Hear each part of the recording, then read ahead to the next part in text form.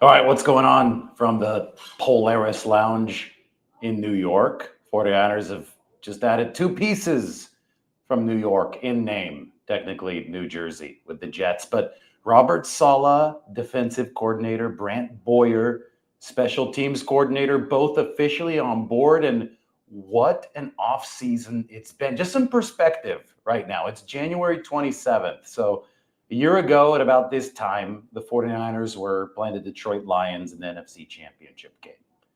They turned around and they came back to beat the Detroit Lions. But we were about to enter 2 weeks of Super Bowl talk and Super Bowl prep. That obviously all happened in Las Vegas. We're still far away from the point where the 49ers would fire Steve Wilks, although the effort issues in the NFC Championship game on defense combined with the struggles over the course of the regular season and yanking Wilks down from the booth to the field, those obviously foreshadowed a switch at defensive coordinator. I think people were already talking about it at the time. But the overarching point is that the 49ers had not yet begun their offseason. They still had more strain to endure. There was still heartbreak in front of them. And the big rebuilding process, the big retooling process that has to happen in any NFL offseason was nowhere close to beginning at this point last year. And then we all know how torturous it was, starting with the Brandon Ayuk drama, continuing through to some legitimate tragedy, right? Ricky Pearsall, thankfully he survived, but heading into the season, the 49ers saw personal tragedy for Charvarius Ward, for Trent Williams. They saw all kinds of injuries. Everything snowballed. The vibes were bad. We talked about the vibes, right? And the play on the field never reached consistent greatness the way that it had in years prior. So compare last year where the 49ers were with where they are right now, January 27th. They finished earlier this season, right? I think January 5th was the last game of this season against the Arizona Cardinals. They finished 6-11. They didn't make the playoffs, but in the 22 days since San Francisco has wrapped up its 2024 season, they have replaced the defensive coordinator of a unit that collapsed last season. Nick Sorensen is out. Robert Saleh, the dream candidate, we listed him as the number one candidate for San Francisco. He's in. So over the past 3 weeks, they've managed to secure Robert Saleh, signed, sealed, and just the special teams coordinator, Brian Schneider, of one of the worst special teams units that I think that NFL has ever seen. And today, Brant Boyer was added into the mix. By the way, this is courtesy of the Jets. Let's take a look at Brant Boyer. And, while I'm in New York right now, I'm at the lounge here in New York.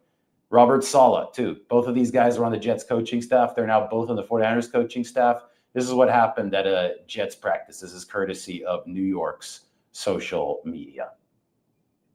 Last thing, we did have a tie today. Almost. Brant, a break.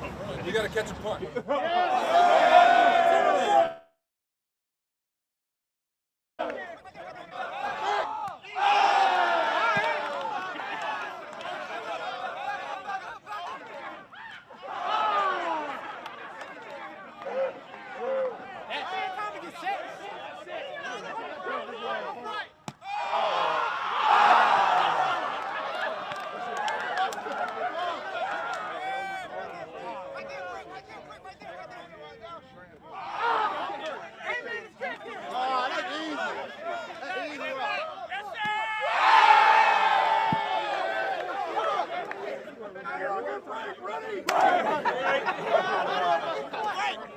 That is courtesy of the New York Jets social media.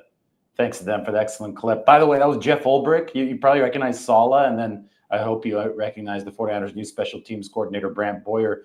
Jeff Ulbrich, the former 49ers South Bay native, he's one of the guys that was struggling to catch punts. That video did a couple things. It introduced us to Brant Boyer, players coach. Pat McAfee talked about him today because Pat McAfee punted for Brant Boyer. And I do realize the audio sounds echoey, but I can't really do anything about it because I'm literally in the most echoey room possible. Just be happy that I'm doing a show, guys. That's the goal right here. I could hold it a little bit closer. Does that sound better, Mike?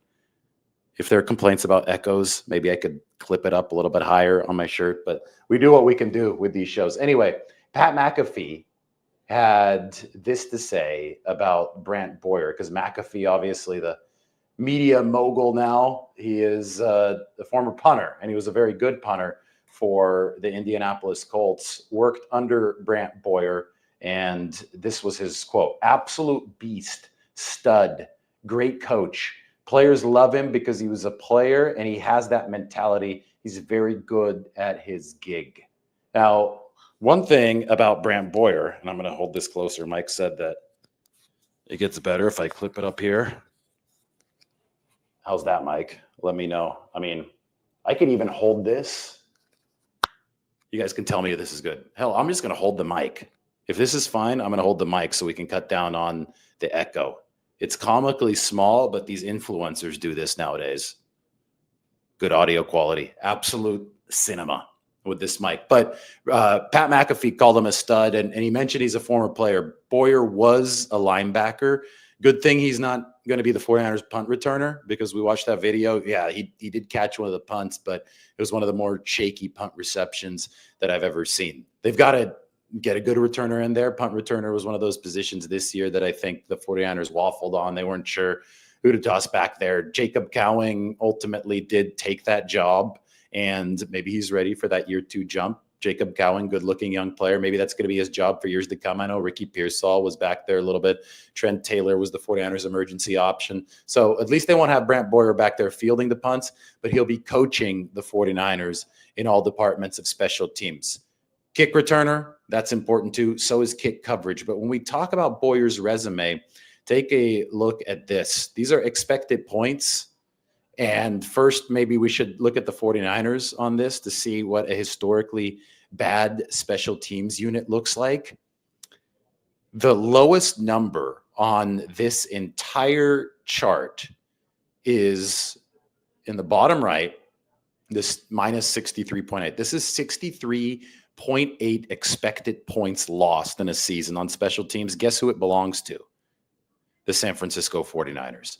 This is special teams performance in every single season since 2016, which was when Boyer joined the Jets and a year before Shanahan and Lynch took over the 49ers. So San Francisco is the second worst special teams in that time frame. They've lost over 159 points of value in that time frame. 63.8 this past year. That's what got Brian Schneider fired. It is the lowest number at 63.8. It's the second lowest number. Sorry, I missed this one. I missed 68.3 from Minnesota. It's the second lowest number on this entire record. Meanwhile, Boyer's teams, right here, the Jets, if you look across, there's a lot of green across. He's got good years now, but he has 2 bad years that have really hurt him. It was the first one where they lost 46 points, but I get it. It was 2016. Terrible roster. It was his first year with the Jets. And then the 2020 Jets, where they were negative 43.1, that was an epically bad team. Sam Darnold actually played quarterback against the 49ers that year. That was the game where Bosa, Solomon Thomas, Jimmy Garoppolo all got hurt. But that was a really bad Jets team. So it's not like he was working with good talent. I've really liked what I've seen as of late from Brant Boyer, because the 2024 season, they had to pick up Anders Carlson, the kicker, after the 49ers had him for a while. 49ers also had kicker problems. Without the kicking and the extra points included, the Jets were well in the positive. So the past 3 years, Brant Boyer, as far as devising kick returns and devising kick and punt coverage, and obviously including punt coverage and all that, Brant Boyer has had an excellent plus resume for the Jets. That, you know, I wrote this up on social media, and I think this is a good summary of what you want at special teams, because there is going to be variability, a lot of it on special teams, because you are using, I don't want to say leftover players, but rosters in the NFL aren't big. 53 men on the total roster, like the active roster, but only 46 plus 2, and the 2 have to be linemen, are available on game days to be suited up on game days. So you have to use offensive and defensive players for special teams. So if the roster isn't good on the whole, then special teams are going to suffer, and it's just that kind of downstream effect. So it's, I think, really hard to expect consistent top 5 play from a special teams unit. But what you want from a special teams coordinator is playmaking potential and upward mobility of the unit. So the 49ers mentality must shift to special teams winning games with special teams instead of just avoiding losses. So Brant Boyer finished with the Jets. His units finished number 2 and number 5 in DVOA twice, like in those 2 years over the past 4 seasons. They're also in the top 5 of special teams touchdowns, points, and kick coverage over his entire tenure with the Jets, which is illustrated here. It's got those 2 negative outliers, but I think they're fairly well explained. So he definitely brings that upward mobility, but I think the key is that Shanahan has got to manage that special teams unit from the top down with dedicated focus now.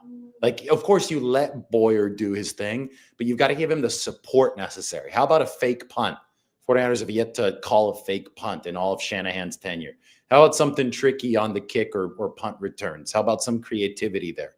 How about something that encourages that unit to go out there and seize games instead of sitting back and holding your breath every single time the special teams takes the field? I think the most impressive special teams display for the 49ers outside of Robbie Gould's kicking game, but the most impressive special teams display in the Shanahan era so far has been with Chris Conley and how good of a gunner he's been in the punt game, especially in the Super Bowl. A lot more people would be talking about Chris Conley in Super Bowl 58 and the punts that he downed inside the 10, even inside the 5, had the 49ers won. That was huge for San Francisco in that game. But the positives like that, when we try to remember and talk about them, are few and far between for the 49ers. This is my microphone, by the way. Those of you just joining, really, really small. I look like one of those ridiculous content creators. You guys remember when Jake Paul came out for the fight against Mike Tyson and they introduced him as a content creator? You should have had one of these mics to make that happen. That's how we knew that our society had reached new levels of low when a boxer gets introduced as a content creator. But I guess you could do both these days. Anyway, that's Boyer. We talk about his resume so far. But 49ers offseason as a whole.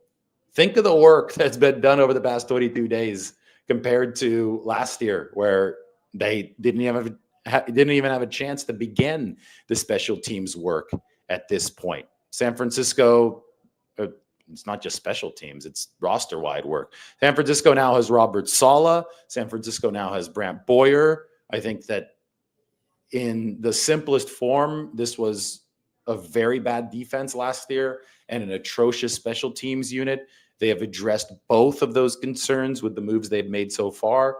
The work is nowhere near completed. I mean, both of these guys are going to have staffs. I think the defensive staff is going to be much bigger news and a much more robust undertaking than special teams. I've talked a lot about the nuances there. But boy, by January 27th, are the 49ers off to a good start.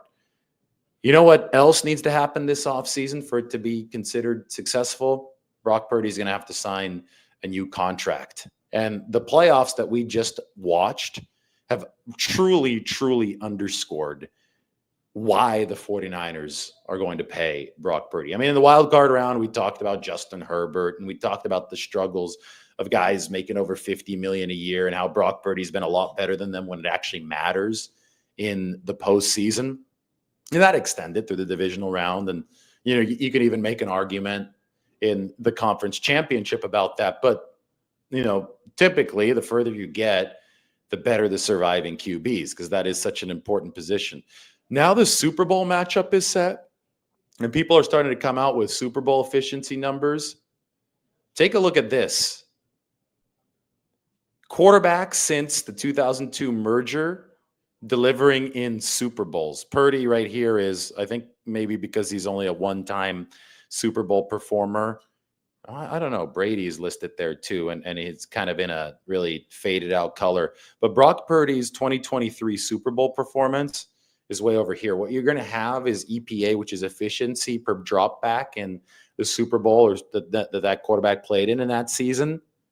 That's on the x-axis, so you want to be further to the right. And then percentage of the salary cap is on the y-axis. So obviously, Patrick Mahomes has delivered good Super Bowl performances. Tom Brady has delivered good Super Bowl performances. But look where Purdy is, and I'm circling it here in case you can't tell, with that Super Bowl performance against Kansas City last season. Further to the right on this chart, there are not many names. Like if you draw a lineup, I think 06 Manning is actually lower than Tom Brady, than Brock Purdy. Yeah, he's a little bit further to the left. 2016 Brady is in a better spot than 2023 Purdy. 2013 Manning is in a better spot, and 2007 Brady. So, I see what this is. This is these. Okay, winning QBs are highlighted in here.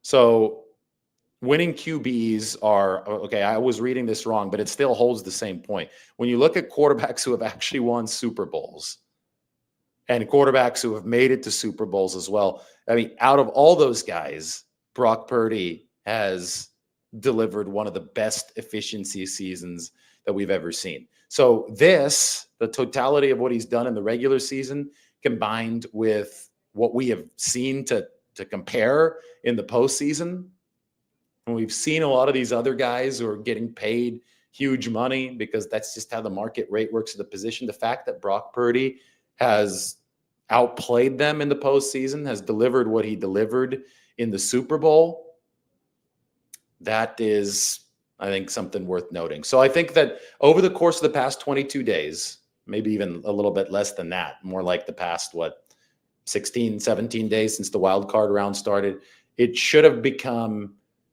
even more evident why the 49ers are going to make the investment that is on the table this offseason, because you need top-level coaching and top-level QB play in this league as your structural base.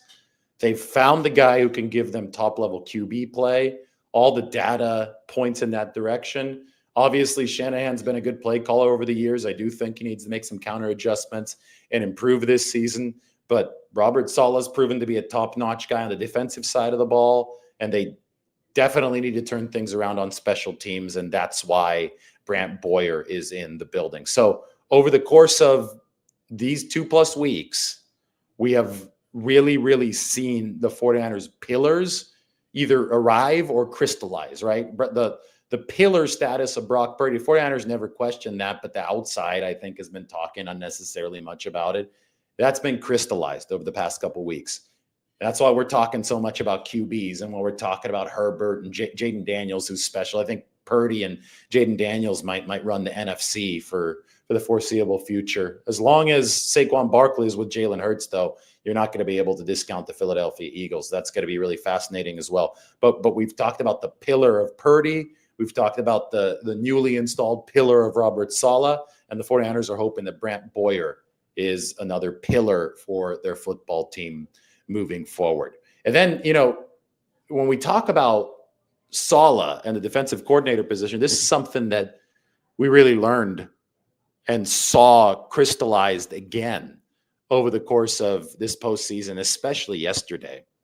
And Kyle Shanahan said this back when the 49ers were letting go of Nick Sorensen and determining who their next defensive coordinator would be. We could read the quote, but it ties right into Spagnuolo and what Vic Fangio have done. Read this right here from Kyle Shanahan. I'm not saying you have to change schemes, but you have to have the ability, the history, and the knowledge of how to change some stuff up when you're in certain situations. And I do think we need more of that moving forward. I want someone who meshes with what I believe in. You have to come up with the best thing possible that fits our situation right now. You have to have somebody who's adaptable enough so that he can, in the heat of battle, dial up the adjustments that win football games. The NFL is a moment of truth league, right? A lot can happen and bad teams can stay in games for 3+ quarters. But when push comes to shove as a defensive coordinator in the fourth quarter, you've got to be able to dial up that pressure that takes the offense off guard and wins on a crucial down. And the 49ers consistently were not able to do that under Nick Sorensen. this past year. Saleh, yeah, they did that. They closed, especially in 2019 when they had that monstrous defense. But even in 2020, that defense remained in the top 7, top 8, even with all those injuries. Saleh did that with the Jets. Really good defense. They did not lose in New York because of defense. They lost primarily because of offense. You know who does it? Steve Spagnuolo does it. You know who does it? Vic Fangio does it. Vic Fangio was able to find ways to slow the Commanders at very key spots. But yesterday we watched Spagnuolo, and he dialed up that awesome blitz that confused Josh Allen. Now, Allen still almost beat it. Sometimes really good football players can still beat really good calls. Josh Allen, I mean, that was one of the more miraculous throws I've ever seen, and Dalton Kincaid should have caught in the football. But the point remains, Spagnuolo has a track record of coming up clutch, and it's why the Kansas City Chiefs are on the doorstep of a three-peat. You can talk about Patrick Mahomes all you want, but Patrick Mahomes isn't winning all these Super Bowls without the work that Steve Spagnuolo is doing in crunch time. I mean, this is a 4 Super Bowl winning coordinator. Like, he's won 4 Super Bowls as a defensive coordinator. The guy is worth his weight in gold, and his presence in the Super Bowl and Vic Fangio's presence as the Eagles defensive coordinator in the Super Bowl underscores how important it is to have top-notch experience at the position. And I don't think anybody can credibly argue that Robert Saleh is not top-notch experience at the defensive coordinator position, given what he has been able to accomplish with both San Francisco and the New York Jets. SF Data Niners does such a good job, and he's got the 49ers and the Jets chart with Robert Saleh, when we could look at what the 49ers and what Saleh has done at both spots, and it's just awesome. I'm going to go dig it up right now. And the 49ers have to hope that Saleh can be, at least for a season, can be their Spagnuolo, can be their Vic Fangio, can take the defense back to the glory days that he himself established as its coordinator, because that does appear to be a prerequisite for Super Bowl success.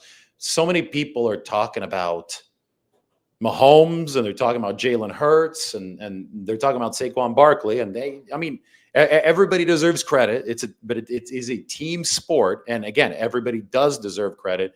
It can't just be focused on the quarterback position. It requires balance. It's the reason why the Detroit Lions, I thought, were eliminated much sooner than many people realized, because the defense was way too injured. But look at Saleh's track record. I mean, 2017, 2018, and 2021, those are all early stage seasons with his respective teams that didn't have good rosters.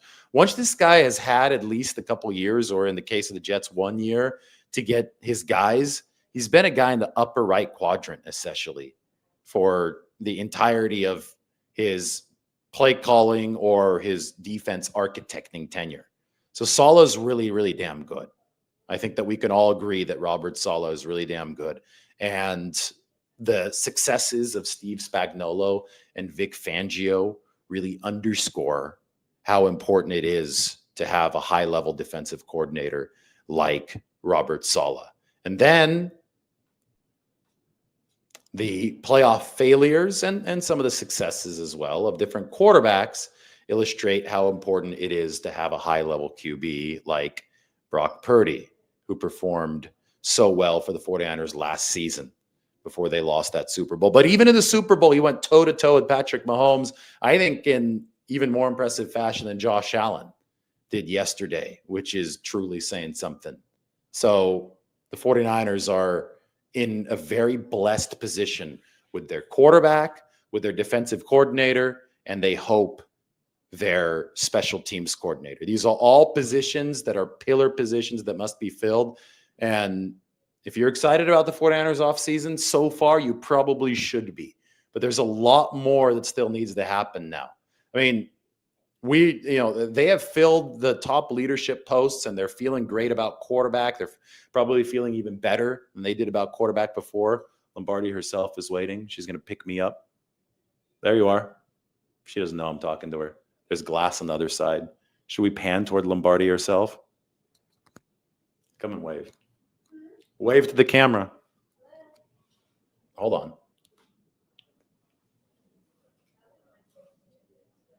There she is. cameo by Lombardi herself. She's ready to fly to Paris, and we have to leave to go to the gate. So the 49ers should be really, really happy about the pieces they have in place, but now they have to move forward. They're going to have to fill out this roster. There are a lot of holes, linebacker and cornerback depth, especially. There are a lot of names that the 49ers, this is last year's roster. I'm looking at 2024. Let me go to 2025 really quickly, and you could see all the holes that the 49ers, oh, now she's taking photos of me. Great. You could see all the holes that the 49ers need to fill in 2025. Look at that. Linebacker, defensive back. I mean, this needs to be filled, and this is going to be filled between March and late April with the NFL draft. Major pieces in place, many more pieces left to fill. We'll talk to you guys really soon.